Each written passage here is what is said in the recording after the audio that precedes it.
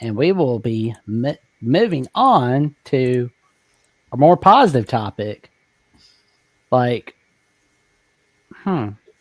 what's a good topic, gentlemen? I know. Rushmore. Mount Rushmore, quarterback Mount Rushmore. Let's go. Oh man. Oh man. How many Mount Rushmore? Four faces. Well, what I did last week when Jeffrey and I were doing our running back Mount Rushmore, I just kind of like added an extra because like I think there's going to be a fifth head in Jeffrey and I's lifetime before we're gone. Yeah, and I told Jackson, as long as it's a head that's worth being put on there, like no, don't add just anybody on there. No. Okay, like no. Well, hey, catch me up to speed. Who are the running backs on the mount? Do you remember who I picked, Jackson? Oh Lord, I think we're gonna have to look back. I know. I said Derrick Henry. I said Derrick Henry. I was to say Derrick Henry. Yeah. I know. I said Mark Ingram. I had Johnny Musso. I had Mark Ingram. I think I had Glenn Coffey on one of them. Okay, I can't remember. I'll give him. I had Sean Alexander because one, he was a legend for Alabama football, and he had Sean McDonough throw out his voice against Florida in 1999. I think I said Derrick Henry, Mark Ingram, Sean Alexander, and Trent Richardson. I think that's what I said. Yeah, Derrick Henry's my extra head. Yeah, Derrick Henry was my first head. Like, come on.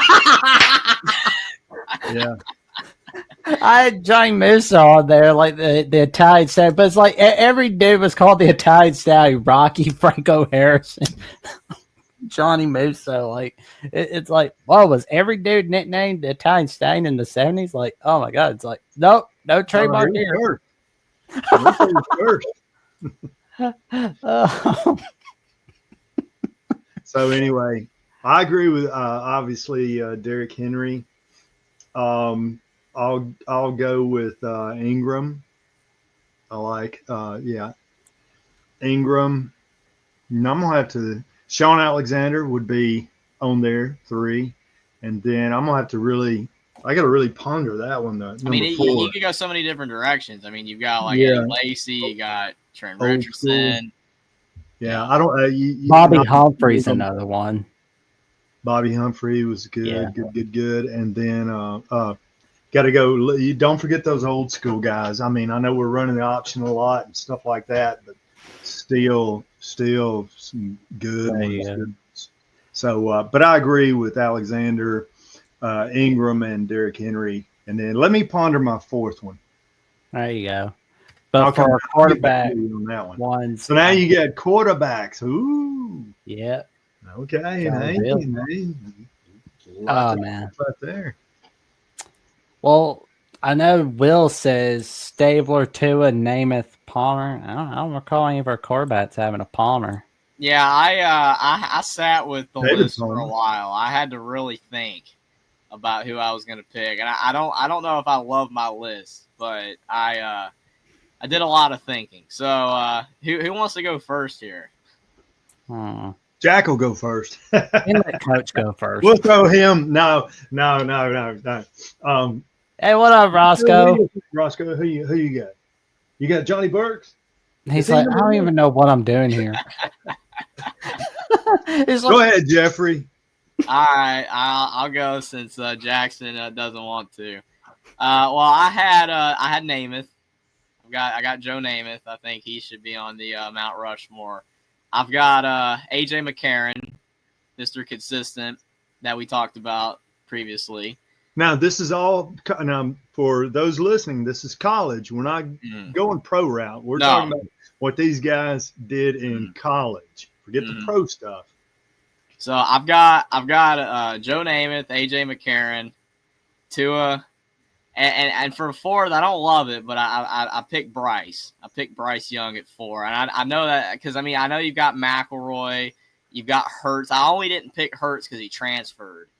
And then there's a lot of old school guys, but when you look at their stats, they kind of suck, man. I know it's a different era though, too. There's a lot of them that were like Sloan, as the Godfather says, like his stats, he had like 20-something touchdowns and 20-something picks in his whole career. Like that's not good. I know it's a different era though, but it's like that's not good.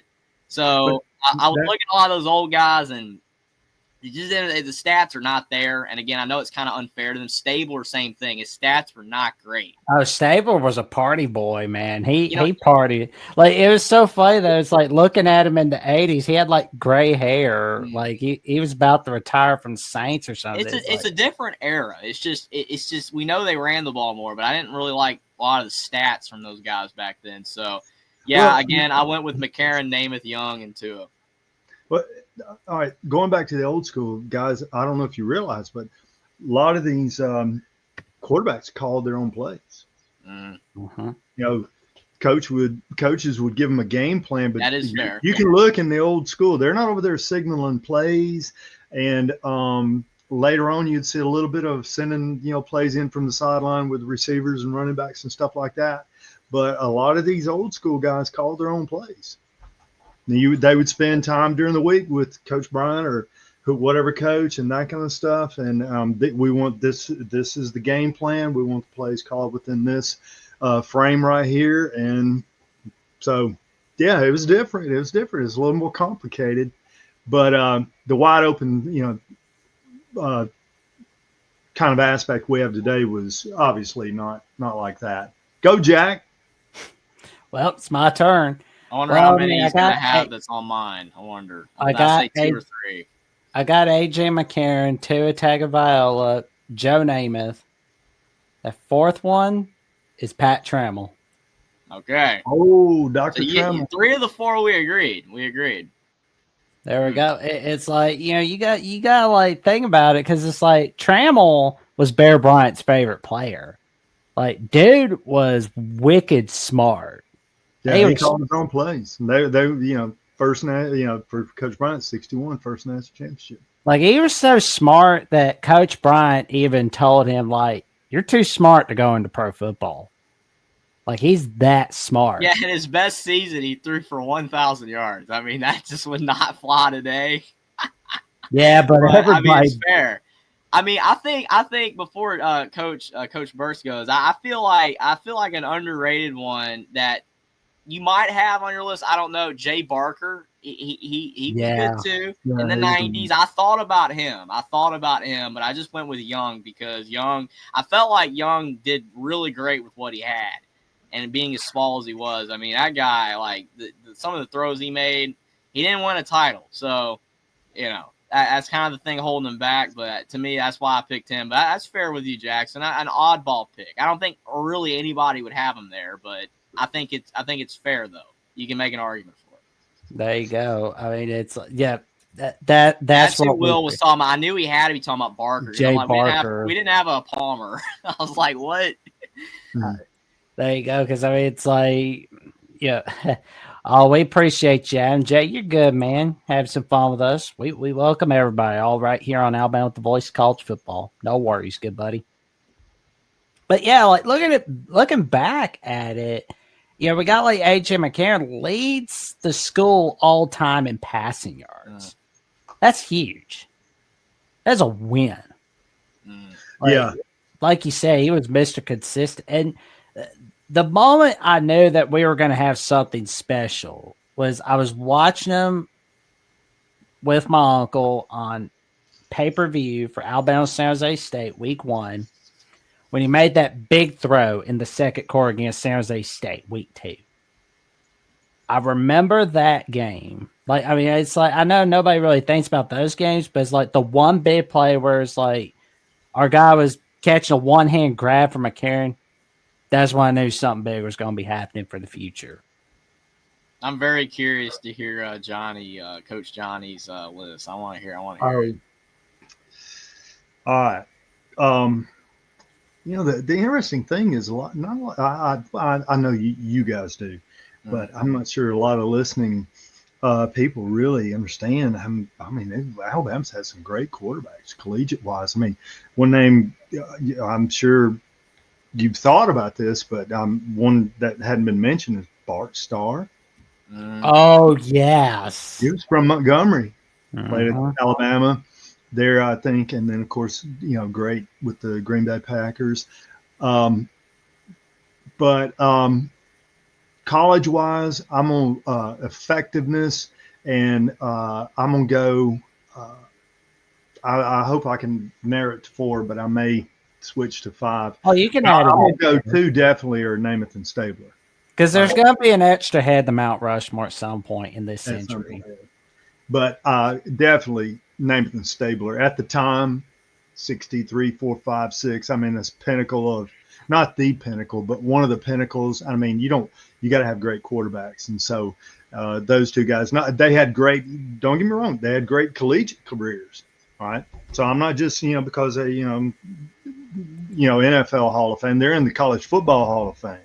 Mm-hmm. And then I look at the age of the wishbone. You had Richard Todd, played for the New York Jets. Very good player. I liked old Gary Hollingsworth. He did a great job. Jay Barker. I mean, guy, all he did was win. And then you head to, shall we say, into the Saban era, and then you got Tua, you got Bryce, AJ. So, but if I'm gonna narrow it down, I'll go with Namath and Stabler, and then I'll probably go, and college-wise, I'll go with AJ and Tua. Okay. I mean, we're pretty much spot on. I mean, you said Stabler, you said Trumbull, I said Young. I mean, other than that, we agree with the other 3. So it's pretty definitive. It seems that like we kind of have that few. We had a lot of great quarterbacks. We had the few that were better. That like definitively, I feel like. I mean, everybody can argue for sure. I mean, you got and Jalen Hurts. I mean, that's what a lot of people. I mean, we know, but a lot of people don't realize Alabama's had historically some great quarterbacks over the history of the program. So you got Harry Gilmer way back in the 30s and 40s, 30s. So anyway, but old school. Purley Herbert from the 1925 Alabama national title team. Hey, 100th anniversary. We got to celebrate in style. Yeah. But then you go, and I know AJ's professional career didn't pan out like everybody wanted it to, although I thought he did a good job when, a lot of times it's being traded. It's, a lot of different factors going in. But as far as quarterback at Alabama, the guy was spot on. He was great. He was, Johnny Manziel, that era, and did a great job when we had the rematch and all that kind of stuff. And then I thought Tua and Jalen, but I thought Tua was, and of course, obviously injuries hampered, but him coming in that national championship game, and then, the next season, I mean, he was, he very, very special player. Good things happen for him, which I think they will. So anyway, that's where I get. I got 2 old school, 2 younger, and then a lot of dang good ones in between. Oh yeah, I had so many that I wanted to put on there. I mean, I kind of eliminated Hurts again because he transferred. Not his fault; he got benched. But Hurts was right there, and I almost had Barker. Stabler was pretty close as well. I mean, it's splitting hairs at that point. I mean, again, Bryce Young, I was kind of probably no one's going to put him there, but I feel like, again, with just the adversity that he himself had to face with being a 5'10" quarterback in the SEC, with an offensive line that was deteriorating at Alabama, getting worse. I just feel like it was darn impressive to do what he did. I agree. And he's going to have, the good thing is these guys, Tua, he's already doing well. Bryce, going to be fine. And I got news for you. Jalen's going to surprise. He'll be a Jalen Milroe will be a Jalen Hurts. He's going to be one of those. He's got the upside. I think his opportunities in, the NFL are going to be really, really, and I think he's going to be a bloomer. Kind of like Jalen. Jalen was a late developer. I'm glad for Austin's sake that Milroe wasn't selected to the Giants. So it's like, I don't think he'd be too happy, but he's not happy now with Jackson Dart being at Ole Miss. But if you feel like, if you agree with our list or disagree with our list for Mount Rushmore QBs for Alabama Crimson Tide, comment in the comment section or comment in the chat below on each of our live shows. Stay tuned for more from Alabama Voice College Football.